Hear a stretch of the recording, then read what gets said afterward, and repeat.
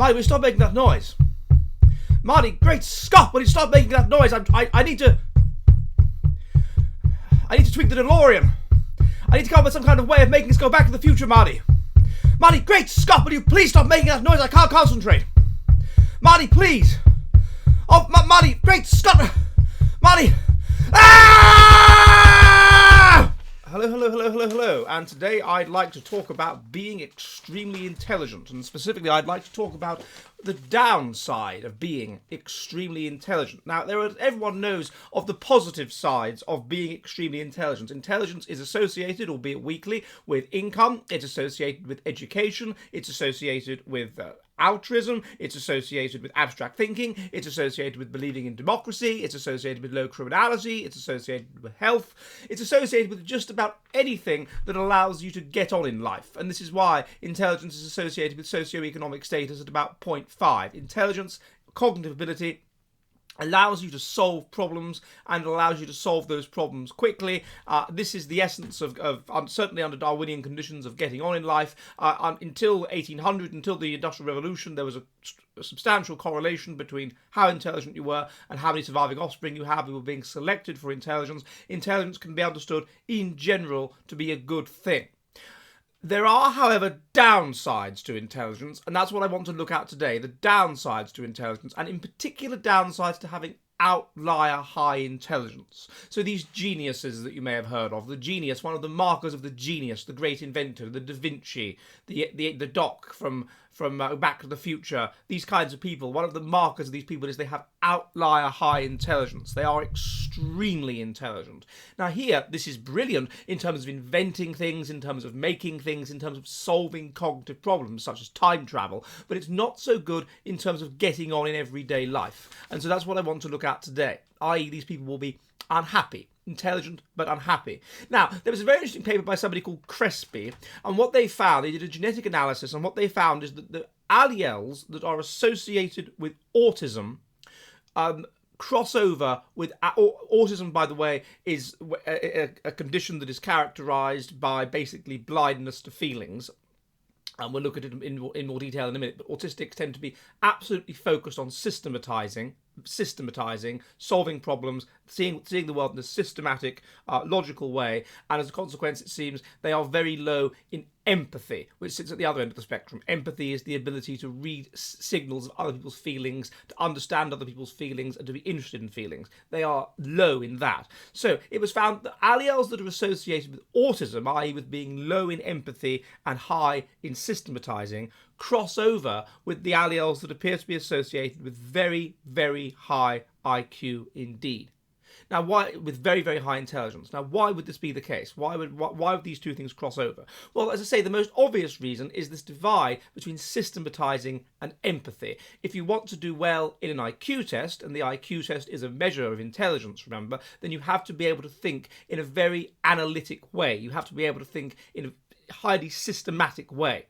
And the ability to do that seems to be at the opposite end of an intellectual spectrum, at the opposite end of which is empathy, the ability to understand people's feelings, to be interested in people's feelings, and to read signals of their feelings from external states. So that's the first reason why you would expect, in general perhaps, very high intelligence, outlier high intelligence, to be negative, to be associated with autism, to be associated with low empathy.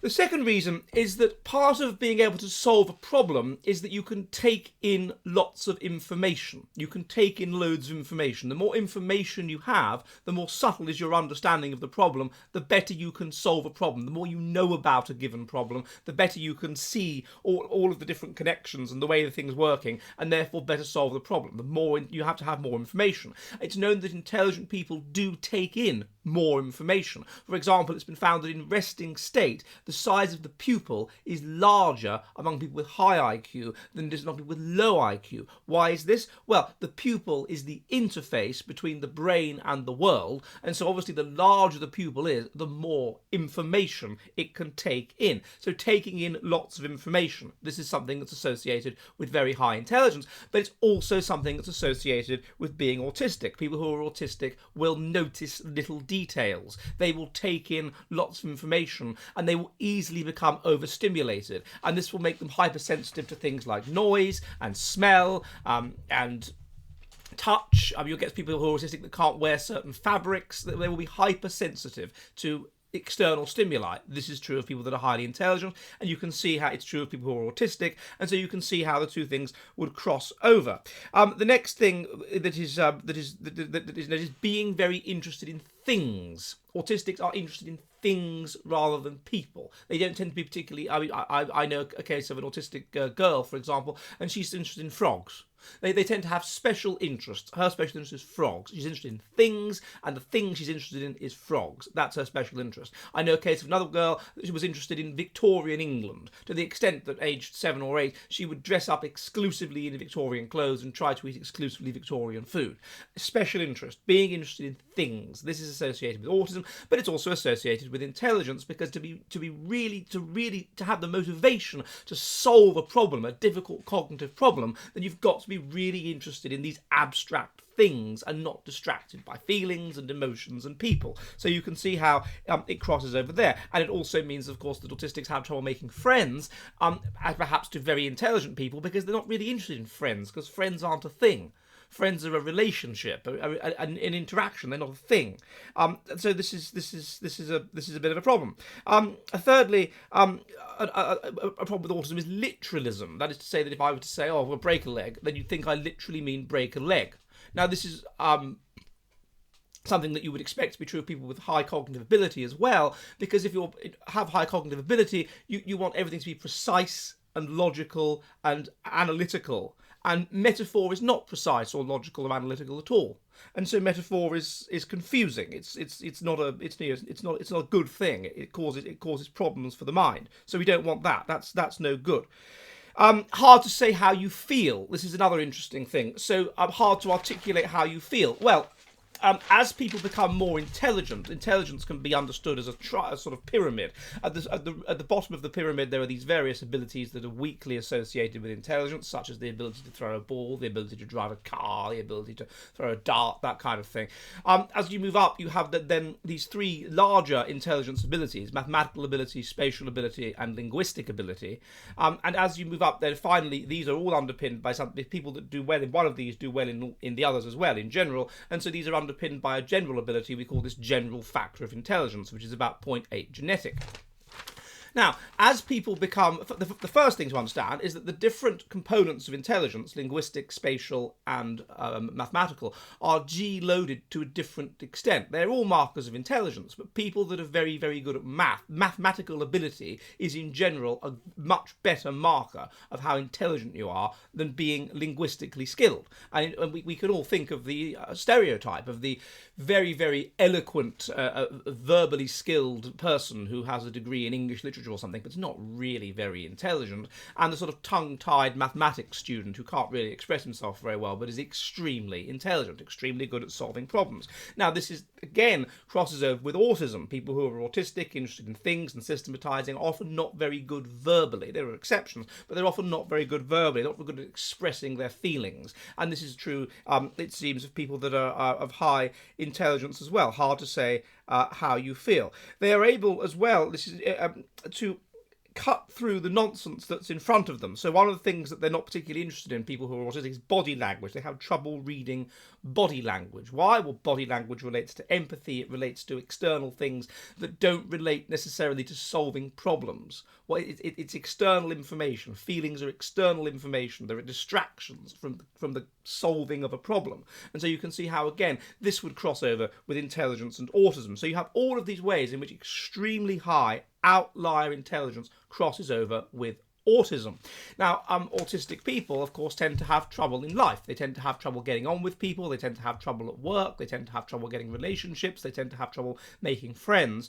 And you would expect this to be true of highly intelligent people as well. And returning to mathematical ability, of course, another thing which is the case is that as you become more intelligent, then your the positive manifold between the different aspects of intelligence that are all underpinned by general intelligence becomes weaker. As your G gets higher, that relationship becomes weaker. Now, what this means is that the extremes of G, the very, very high outlier intelligence, you get the Sheldon Cooper types who have incredibly high intelligence, but they can't do things that are weakly associated with general intelligence. The obvious example with Sheldon is driving a car. He can't drive a car. He relies on Leonard to drive him around. You see this again and again. I think A.J. Ayer, the great philosopher, couldn't drive a car, nor could Einstein. It often seems to be the case that highly intelligent people can't drive cars. It's a practical thing. It's weakly associated with intelligence, but because their G is so high and the manifold between the different aspects of intelligence breaks up at that level of G, there's lots of things that a person of ordinary intelligence could do, but that they can't do. One of them being that. Another one being social skill. Social skill correlates at about 0.3 with IQ, and people who have outlier high intelligence tend to be deficient in social skill as well, which is another thing which crosses over with autism. So you can see all of these ways in which outlier high intelligence crosses over with autism, and it makes it very difficult for you to just get on with ordinary people, to just get on in life. So while intelligence predicts these things, intelligence predicts these socially positive things at between about 0.3 and 0.5, or even in the case of how well you do at school in your exams, about 0.7.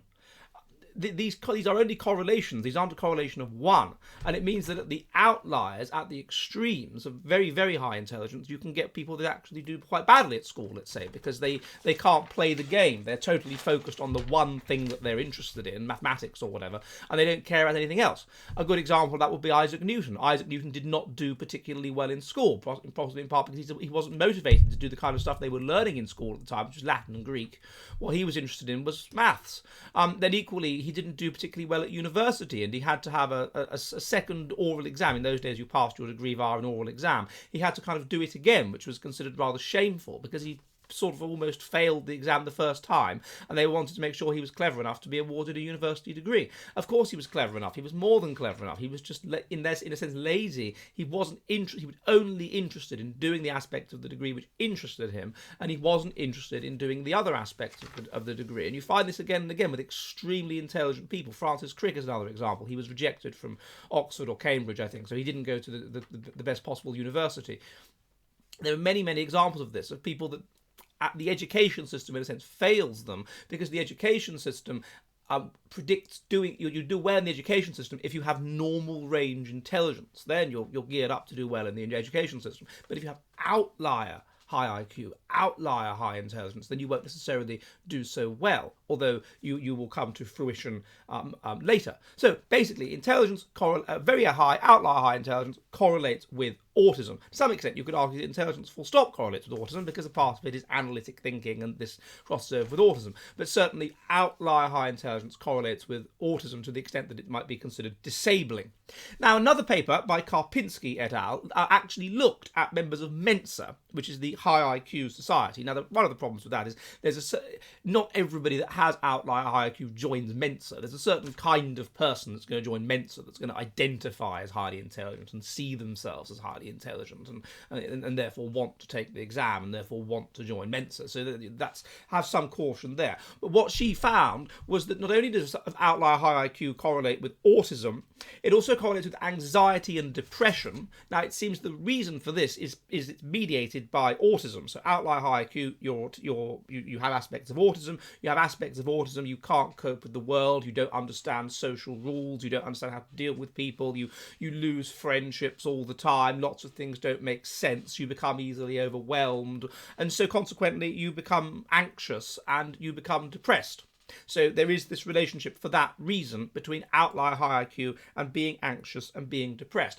She also found there was a relationship between how outlier high IQ and immune disorders, in particular allergies. Now, why would this be the case?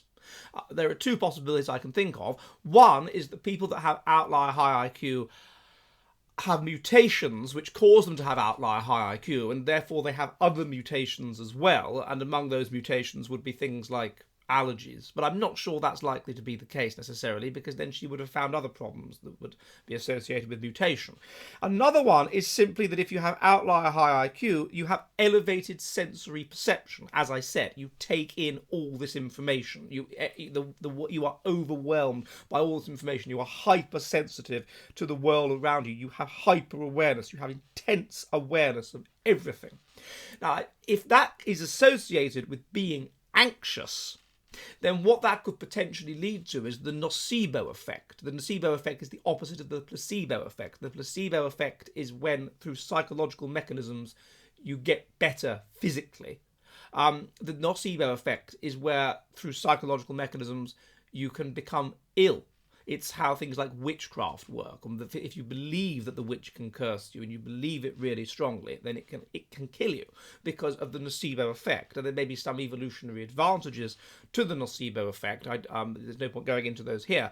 But anyway, the nocebo effect could possibly explain this. You're absolutely hypersensitive. You think you eat a peanut, you feel this very slight tightening of the throat, which somebody else wouldn't even notice because they're not as hypersensitive as you. Consequently, you start to have an allergic reaction because you think you're having an allergic reaction, and therefore it gets worse and worse and worse and worse. So this is perhaps one possibility there. So not only are they autistic, but they have problems with food and things like this. So just problems in everyday life.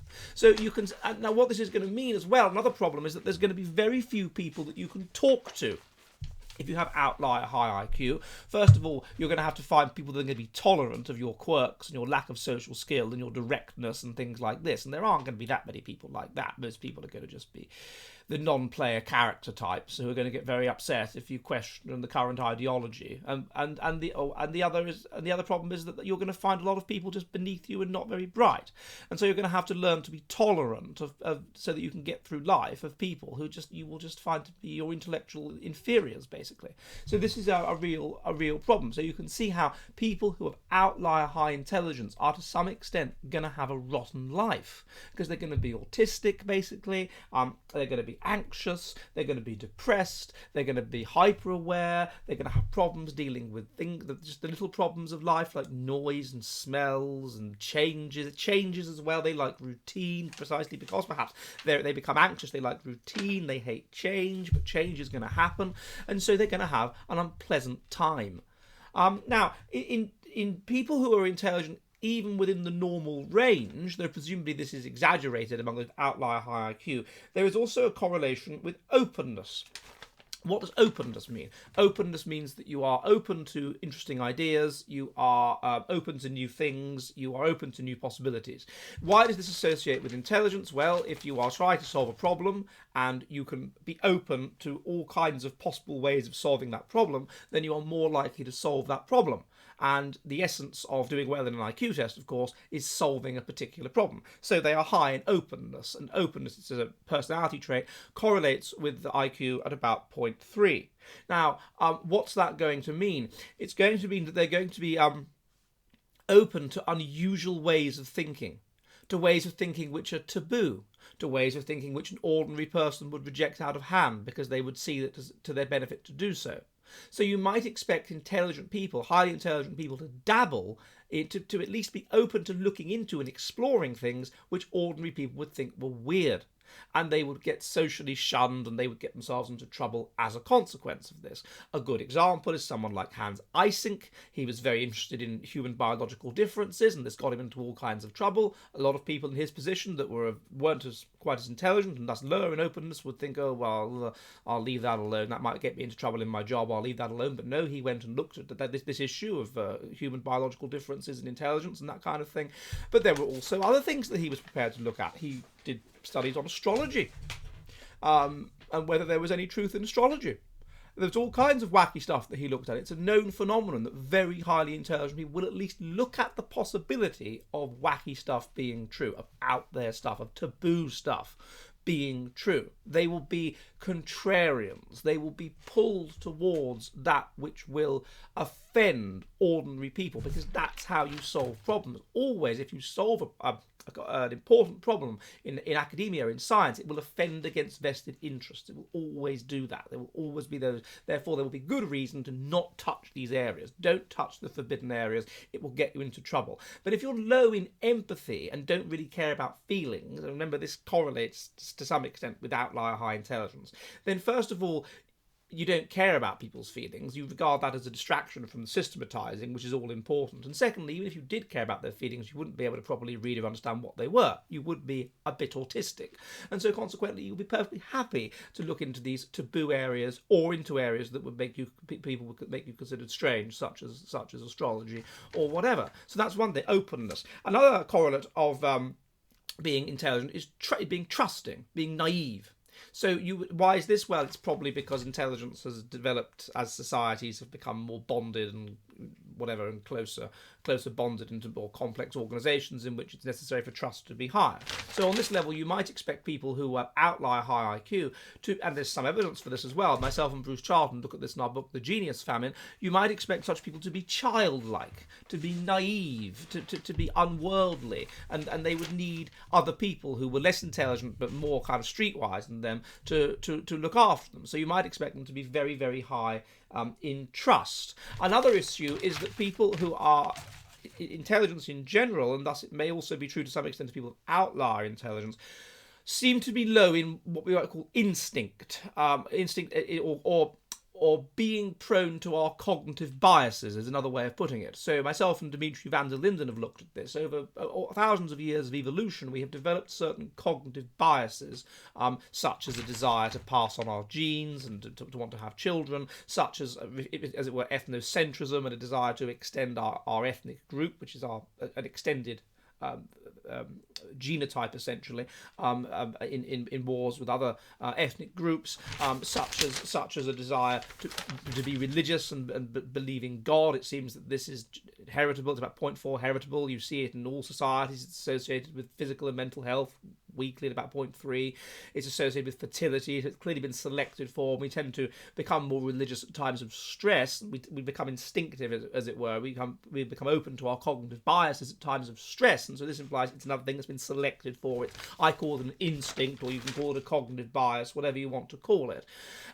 So people who are highly intelligent will be low in instinct. Essentially, they won't try and solve problems instinctively. They will try and solve problems cognitively, systematically, and this will help them to solve problems. And so consequently, intelligence becomes associated with being low in these instinctive drives. And this means, of course, that what are our instincts? Most people instinctively know how to deal with other people and have social skill and reading facial expressions for emotions and all this thing. Most people instinctively know how to talk to other people, and these kinds of people are not going to instinctively know these things, because this is an autistic thing. They won't instinctively know these empathetic, these instinctive things. They will have to learn these things. They are systematizers. They are not people that are focused on, that are governed by their cognitive biases. So again, it makes it a difficult life, and it makes it difficult for them to live with. One thing that's clear in modern society is that there is a negative correlation between fertility and having children. In men, it's about 0.1. In women, it's about 0.2. And so this means that intelligent people in these kinds of societies, they don't have children. They used to have children in societies which were under harsh Darwinian conditions, in which child mortality was 50%. And the reason that they used to have children was because if you were rich, which being intelligent would predict that you would be, then you'd have children anyway, because there was no contraception, no way of avoiding having children, and you did have some sexual instinct. And fewer of them would die if you were rich and intelligent, because of the better conditions you could provide for them, and so consequently the children of the intelligent survived.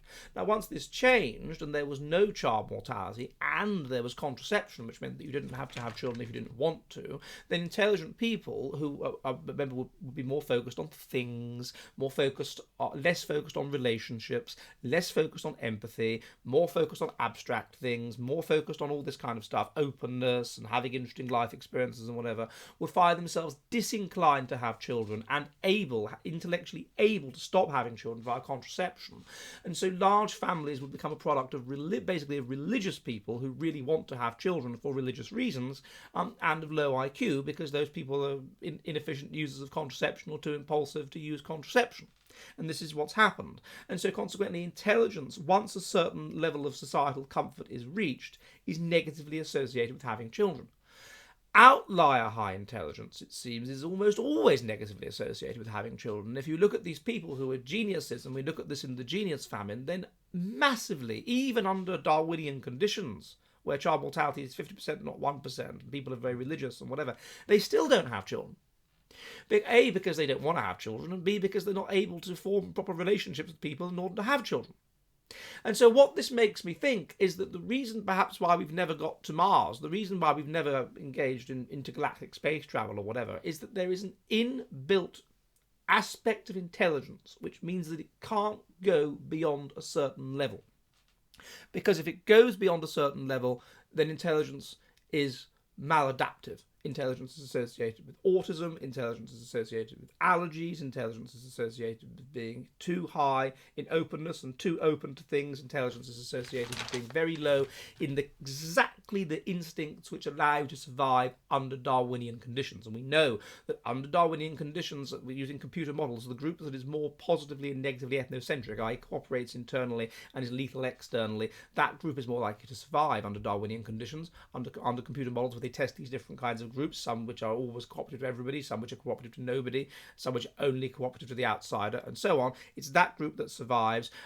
It's religiousness which predicts fertility as well, and so on, but yet it seems that being outlier high IQ people are autistic, and it is this which mediates them not being religious. People who have a very high IQ tend not to be religious because they are high in autism.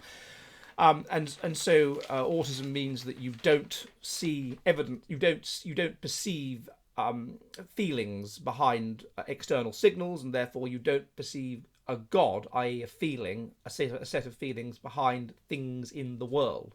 And it seems that that's one of the reasons people believe in God, is because normal people will see evidence, will empathise with the world and see the world not as a thing but as a person, and they will see evidence of God's existence in the nature of the world and so on. But autistics won't see that; they'll just see the world as mechanical. They won't see any evidence of a mind behind the world. They don't see evidence of a mind behind anything, not even behind the signals of a face.